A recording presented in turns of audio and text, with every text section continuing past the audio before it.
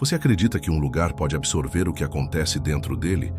Que paredes podem reter ecos de gritos que ninguém mais ouve? Que o chão pode guardar lembranças, mesmo quando ninguém mais lembra? Essa é a história de Noah, um homem comum, tranquilo, que só queria recomeçar a vida em paz, numa vila isolada da Alemanha. A casa era antiga, mas robusta, charmosa, diziam os corretores, com um porão profundo que nunca chegou a ser reformado. Mas havia algo errado ali embaixo. Nos primeiros dias era só a umidade. Depois os sons, passos, risos abafados, vozes infantis que ecoavam das paredes, como se ainda estivessem esperando por alguém. O que Noah não sabia, e talvez em algum lugar já soubesse, é que aquela casa não era apenas uma herança, era um túmulo de mais de 300 crianças, vítimas de experimentos, de um passado sombrio, de uma ciência que esqueceu da humanidade. E o mais assustador, Noah já esteve ali antes, não como visitante, mas como parte disso tudo. E agora, o porão quer que ele se lembre. Noah nunca planejou voltar à Alemanha. Depois da morte de seus pais e de uma vida inteira construída em Zurique, tudo o que queria era a distância das memórias de infância. Aquelas memórias vagas e desconfortáveis que vinham em flashes noturnos e pesadelos sem rosto. Mas quando recebeu a notícia de que havia herdado uma casa de um tio-avô distante, alguém que sequer lembrava ter conhecido, algo dentro dele o impulsionou a ir, como se aquela casa chamasse por ele. A vila era pequena, isolada, cercada pela vastidão da Floresta Negra. As casas se alinhavam como soldados imóveis ao longo de uma única rua de paralelepípedos, e os moradores, desconfiados, observavam Noah como se pressentissem algo nele que nem ele mesmo compreendia. A propriedade herdada ficava na extremidade norte da vila, onde a estrada se transformava em trilha e a floresta se fechava. A construção era grande, imponente, feita de tijolos escura e pedra. O telhado inclinado cobria janelas antigas com vidros embaçados, e a fachada estava coberta por eras secas. Um letreiro enferrujado na porta principal dizia apenas House 17. Ao entrar, Noah sentiu o cheiro, não de mofo ou de sujeira, mas de algo estagnado, como se o tempo ali tivesse sido selado, preso sob camadas de silêncio e poeira. Os móveis estavam cobertos por lençóis amarelados e o ar era denso. Na sala de estar, encontrou um piano desafinado, uma poltrona de couro rachado e uma lareira apagada. Mas o que mais lhe chamou a atenção foi a porta de ferro no fundo do corredor. Não era uma porta comum.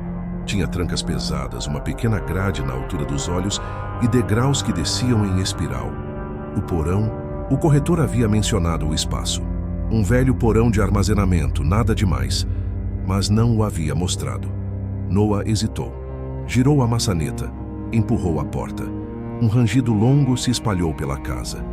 O cheiro que emergiu dali era mais forte, mais denso, quase orgânico. Desceu 2 degraus e parou. Sentiu um arrepio subir pela nuca. Ouviu algo, baixo, distante, como um choro abafado. Voltou atrás, fechou a porta, riu de si mesmo. É só uma casa velha. Naquela noite dormiu mal. Sonhou com corredores brancos, lâmpadas frias no teto e vozes de crianças sussurrando palavras que ele não entendia. Acordou suando frio, com o som de passos ecoando pelos corredores da casa, embora estivesse sozinho. Nos dias seguintes, Noah tentou se adaptar. Limpava os cômodos, abria janelas, acendia a lareira. Tentava dar vida ao lugar, mas a sensação de estar sendo observado não passava. Objetos mudavam de lugar.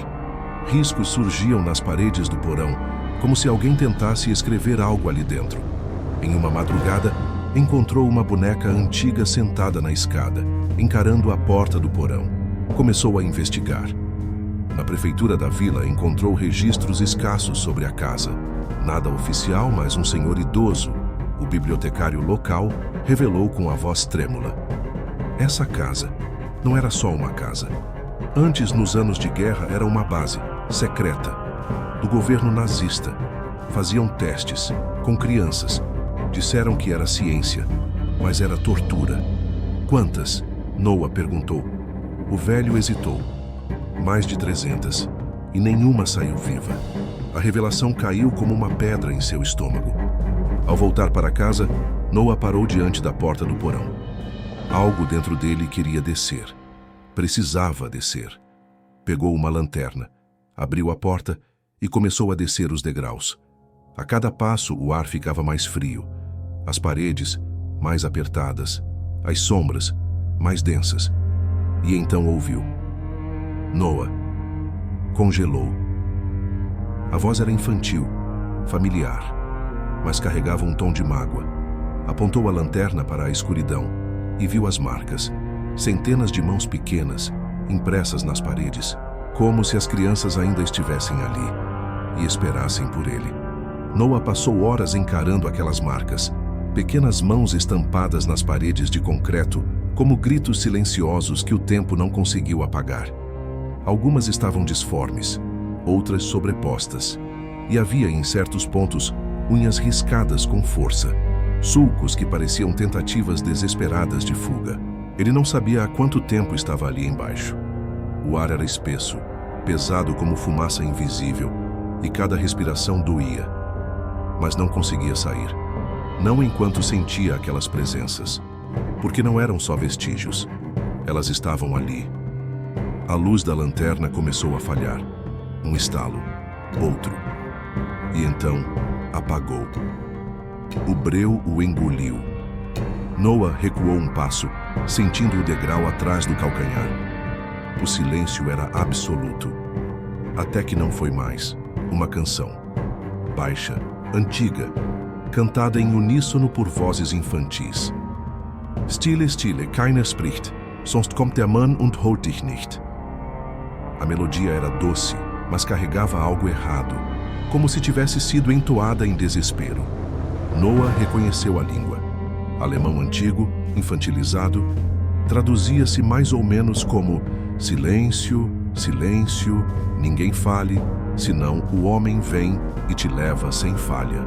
As vozes ecoavam de todos os lados. Algumas pareciam rir, outras choravam. Ele subiu os degraus tropeçando, guiado pela memória e pela angústia que fechava sua garganta. Ao alcançar o corredor, bateu a porta com força, trancou-a e caiu sentado no chão. A casa estava escura. O relógio na parede indicava 3h17 da madrugada. Naquela noite, Noah não dormiu. No dia seguinte, decidiu desmontar a biblioteca no andar de cima, a mesma que ficava diretamente sobre o porão. Removendo os livros, encontrou uma fresta no piso de madeira. Ali, escondido entre tábuas ocas, havia um maço de papéis antigos, amarelados pelo tempo, documentos, fotografias, relatórios, todos assinados com o mesmo símbolo no topo, um triângulo negro dentro de um círculo vermelho, o emblema da antiga unidade experimental do Reich. Entre os papéis, uma lista de nomes, apenas nomes, todos infantis, centenas deles. E ao lado de cada nome, uma anotação em código, NT, RD, VE. Siglas sem explicação, mas uma em especial chamou sua atenção. Caso 312, Jacob E. Jacob. Noah não sabia por quê, mas esse nome ficou preso na sua mente. Sentia algo ao lê-lo, algo como saudade. Voltou à vila e procurou o bibliotecário. Mostrou os papéis. O velho olhou para os documentos com os olhos arregalados, como se encarasse um cadáver. Esses arquivos desapareceram no fim da guerra. Como você... Estavam na casa, escondidos. Então é verdade, o homem murmurou. Jacobi era o último. Tinha 12 anos. Dizem que ele tentou escapar. Liderou um grupo de crianças até os túneis, mas só encontraram seus ossos e dizem que ele foi traído. Noah sentiu uma pressão no peito. Ah, traído? Alguém o denunciou. Um outro menino. Disseram que era alguém de fora, infiltrado entre as crianças para relatar comportamentos. Um auxiliar, treinado para observar e punir. Como um espião. O velho assentiu. Um monitor. Um deles. Um que não morreu. Noa voltou para casa em estado de choque. Começou a vasculhar seus próprios documentos. Queria saber mais sobre o tio-avô que lhe deixara a herança. Mas quanto mais procurava, menos encontrava. Não havia certidão de nascimento, nem óbito, nenhuma fotografia. Naquela noite acendeu todas as luzes da casa. Sentou-se na poltrona da sala e ficou em silêncio, até ouvir de novo. Noa. A voz vinha da escada. Ele se levantou tremendo e subiu. Ao chegar ao segundo andar, viu algo parado no fim do corredor. Uma criança. Magricela, de pele pálida, olhos fundos. Não se movia, não falava, apenas o encarava. E então, com a voz arrastada, disse: "Você deixou a porta aberta." Noa correu, trancou-se no quarto, tremia como nunca, e enquanto tentava respirar, percebeu algo ainda mais assustador. Na mesa de cabeceira havia um bilhete, escrito à mão: Caso 312, Jacob e... A esperança foi traída por aquele que devia protegê-los. A porta foi aberta por dentro. Na manhã seguinte, Noa desceu ao porão outra vez. Não por coragem, mas por necessidade. Ele precisava lembrar. Porque agora sentia que não herdara apenas uma casa, herdara também a culpa. E os mortos ainda esperavam que ele fizesse algo. Algo que deveria ter feito há muito tempo. Noa desceu os degraus do porão como quem retorna a um crime que não sabia ter cometido. Cada passo ecoava pesado como um veredito. O ar parecia mais espesso que antes, carregado de memórias que não eram dele, ou não deveriam ser.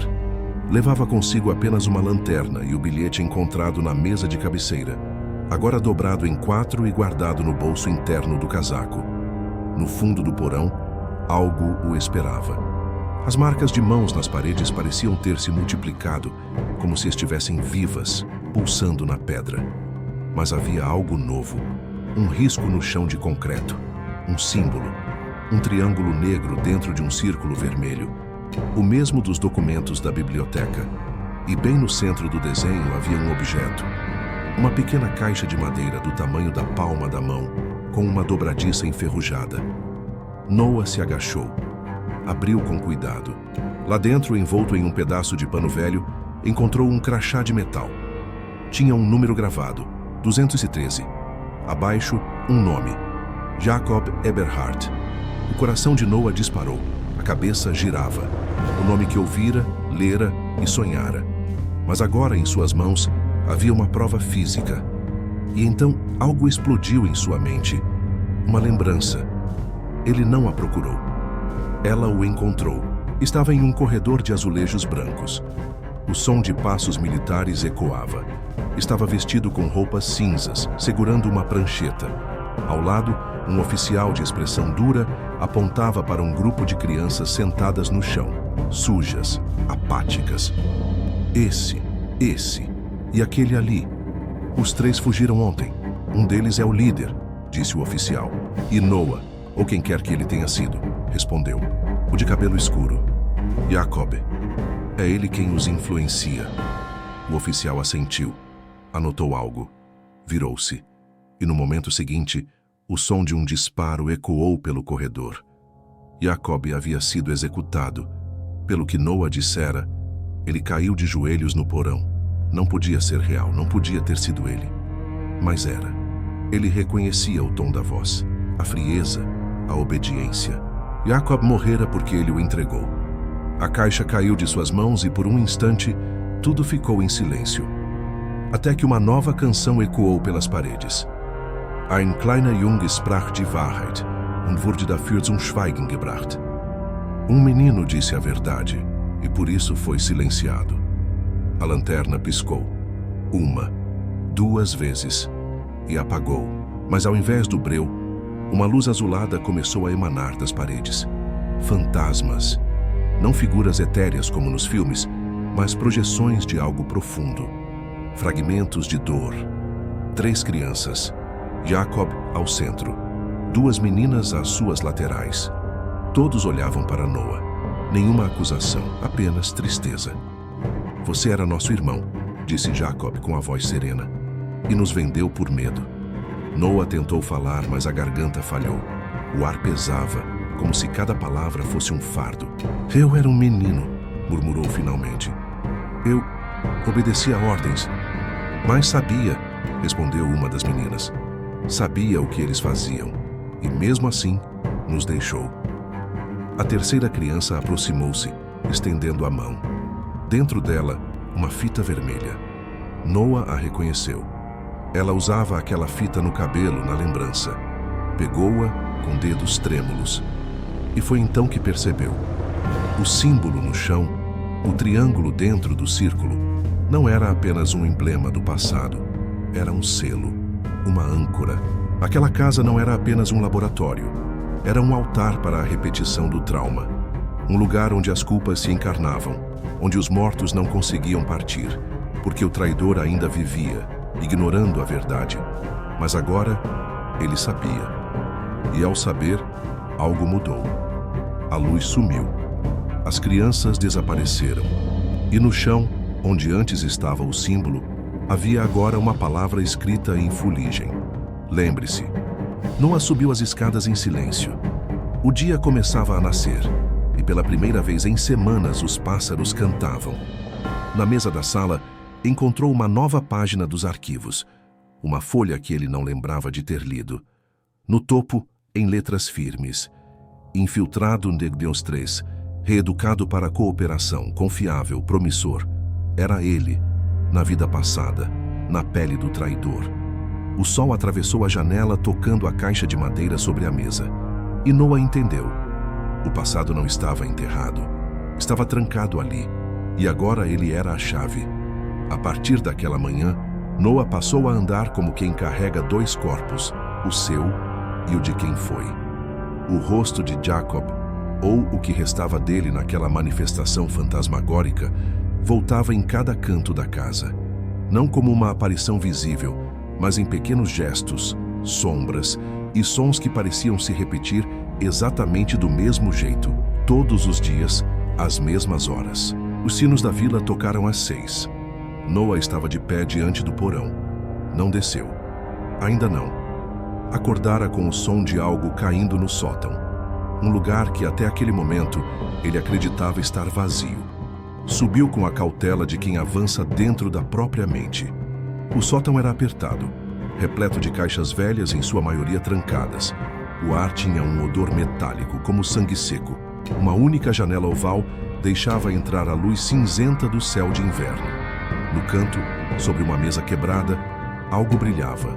Era um diário. Não estava coberto de poeira nem envelhecido como os outros objetos. Parecia recente.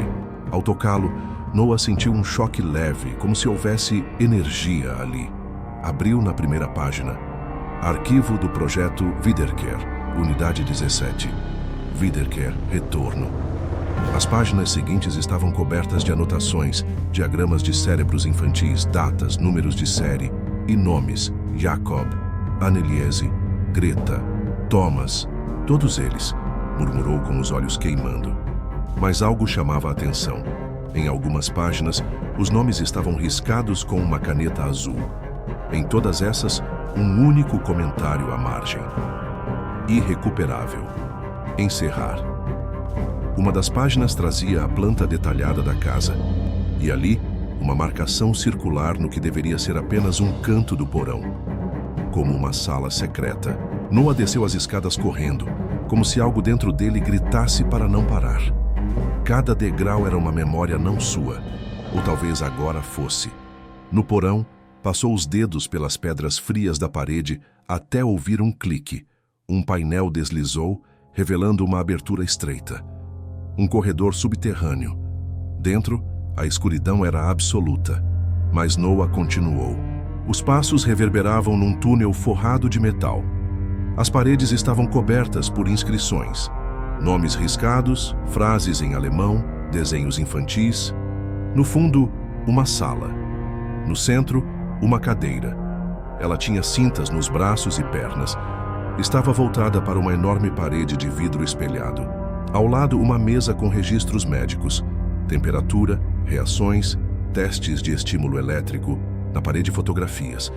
Crianças sentadas com os olhos abertos em choque. Algumas com tubos, outras amarradas. Noah vomitou ali mesmo. Mas então ouviu uma risada, baixa, rasteira. De onde vinha? Olhou ao redor. Nada. Mas a risada se repetiu. E junto dela uma frase sussurrada ao seu ouvido, como se o tempo tivesse dobrado. Quem observa também participa. No reflexo do vidro, viu algo que gelou sua alma. Atrás de si um vulto. Roupas brancas, rosto indefinido, braços pendendo ao lado do corpo. Não era criança, era ele. Ou a versão dele que pertencera àquele lugar. Um médico. Um executor. A figura deu um passo à frente. Noah se virou. Nada ali. Mas o reflexo permanecia. As luzes piscavam. O frio aumentava. E o reflexo do homem sorriu. Então as vozes vieram. Não uma, dezenas. Talvez centenas. Por que você nos deixou? Você prometeu. Eu gritei. Você ouviu. Jacob estava certo. Noah cobriu os ouvidos. Gritou. Queria sair dali. Mas o túnel parecia ter desaparecido. As paredes estavam mais próximas. As luzes falhavam. Os ecos das vozes, cada vez mais altos, preenchiam tudo. Até que uma delas disse algo diferente. Você ainda pode nos libertar. Silêncio. As luzes se apagaram e apenas uma vela se acendeu na sala. Ao seu lado, sobre a mesa, agora havia uma folha em branco. E ao lado dela, uma caneta antiga. Noah pegou a caneta. A folha se preencheu sozinha. Uma frase. Escreva o fim. Era o começo de algo novo, ou o fim de algo muito antigo. Mas ele sabia. A partir daquele momento, cada passo que desse dentro daquela casa seria mais do que uma investigação. Seria uma expiação. Nos dias que se seguiram à descoberta do arquivo de Jacob, Noah mergulhou em uma espiral de inquietação. A cada página lida, sentia-se menos como um simples herdeiro de uma casa amaldiçoada e mais como uma peça que, há muito tempo, fazia parte daquele jogo sombrio. Jacob falava de um ciclo, de uma presença que retorna, e mencionava um nome repetidas vezes. Victor. Victor, descobriu Noah, era um médico envolvido nos experimentos com as crianças. Jacob não sabia seu sobrenome, mas o descrevia como alguém de aparência fria e voz serena, capaz de ordenar os piores atos com uma calma perturbadora. Em um trecho, Jacob escrevia: Victor não envelhece. Sua sombra é a mesma da primeira vez que a vi. Talvez ele não seja humano. Em uma noite de tempestade, enquanto relia o caderno à luz de uma lanterna, a energia havia oscilado desde o pôr do sol. Noah ouviu o som distinto de uma cadeira arrastando no andar de cima. Parou. Ouvira isso antes, mas nunca tão claro. Quem está aí? Chamou a voz vacilante. Nenhuma resposta. Subiu lentamente, cada degrau um aviso mudo de que algo estava prestes a mudar. Ao alcançar o corredor, viu a porta do antigo escritório aberta. Dentro, uma luz fraca oscilava. E uma silhueta estava sentada à escrivaninha. Jacob, sussurrou. A figura não se moveu. Quando entrou, a cadeira girou sozinha, revelando apenas o vazio. No chão, uma marca circular escurecia as tábuas, como se algo tivesse sido queimado ali. Noah se ajoelhou e, por impulso, tocou a marca. Foi então que tudo girou. O cômodo desapareceu. A luz foi engolida e ele estava em outro lugar. Uma sala ampla, branca, iluminada por lâmpadas fluorescentes. Crianças, vestidas com uniformes pálidos, enfileiradas contra a parede. E ele, Noah, parado diante delas. Mas não era ele. Seu corpo era o mesmo, mas sua expressão era outra, dura, impassível. E ele falava. Teste 41. Início imediato, sem sedação. As crianças choravam. Uma delas, um garoto magro com olhos arregalados, tremia em silêncio. Uma enfermeira entregou-lhe uma seringa com um líquido âmbar. Victor, ou Noah, injetou no braço do menino. Segundos depois, o garoto arqueou o corpo, contorcendo-se em agonia. Seus gritos encheram a sala, longos, cortantes, desesperados. Noah tentou desviar o olhar, mas não podia. Estava preso àquela lembrança. Sentia o peso da seringa em sua mão. Ouvia os gritos atravessando sua alma. O menino se debatia, até que, de repente, Silenciou. Caído. Morto. Victor anotava calmamente em uma prancheta. Reação acima da média. Letalidade em menos de 2 minutos. Teste concluído. Noah gritou. Mas só por dentro. Quando acordou, estava caído no chão do escritório, ofegante, com o nariz sangrando. A marca no chão havia desaparecido. O caderno de Jacob agora estava aberto em uma nova página, onde antes não havia nada escrito. Agora, lia-se. Você viu. Agora precisa lembrar tudo. O telefone da casa tocou. Ele atendeu. Do outro lado, uma voz infantil. Por que você deixou a gente? Noah não respondeu. Naquela noite, os sussurros cessaram e os gritos começaram. Nos meses seguintes ao colapso de memórias, Noah se manteve recluso. A casa, antes tão carregada de presenças, agora parecia observar em silêncio. O peso das revelações o esmagava mais do que os próprios fantasmas. Ele era Victor, não apenas um nome em um caderno antigo, mas um homem que tinha causado dor, que havia se calado diante de gritos, que permitiu e executou atrocidades sob o pretexto de ciência. Aquilo não era só história, era parte dele. Noah pensou em vender tudo, deixar o passado para trás, como tantas vezes havia feito. Mas algo o prendia ali, algo mais forte que o medo, a necessidade de redenção. Foi durante uma madrugada, ouvindo a chuva bater no telhado e os ventos soprando pelas frestas, que tomou a decisão. Se naquele lugar mais de 300 crianças haviam sofrido e perecido, então naquele mesmo solo ele construiria algo novo. Algo que pudesse, ainda que minimamente, amenizar o peso daquela dívida ancestral. Consultou advogados, arquitetos e conselhos municipais. Reuniu recursos que ainda restavam da herança e de sua vida passada na Suíça. Enfrentou resistência da comunidade local. Muitos não queriam ver crianças naquele lugar. Mas com o tempo e o apoio discreto de alguns moradores mais velhos que viam sinceridade em seus olhos, a proposta tomou forma. O porão foi selado, os móveis antigos, removidos, as paredes, antes marcadas por mãos infantis, agora foram cobertas por desenhos feitos por novas crianças. Crianças órfãs, abandonadas, refugiadas, vidas que o mundo havia esquecido, mas que agora encontravam abrigo na antiga House 17. Noah não se apresentava como salvador. Era apenas o zelador. Cozinhava, contava histórias, limpava os quartos e oferecia o silêncio. Mas um silêncio diferente. Um silêncio que acolhe, não que assusta.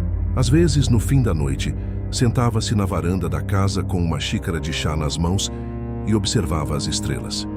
E jurava ouvir ao longe as vozes de crianças rindo. Não as de agora, mas as de antes, como se, enfim, tivessem sido ouvidas.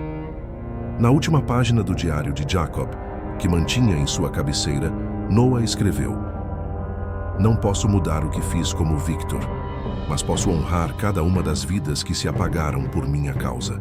Hoje, esta casa é delas. Que cada riso ecoe onde antes houve dor. E naquela noite, dormiu em paz pela primeira vez. Sem gritos, sem passos. Só o silêncio bom, o silêncio das almas que finalmente descansam. Se você gostou dessa história, curta este vídeo, compartilhe com alguém que também sente que algo ainda está inacabado e se inscreva no canal. Até o próximo vídeo.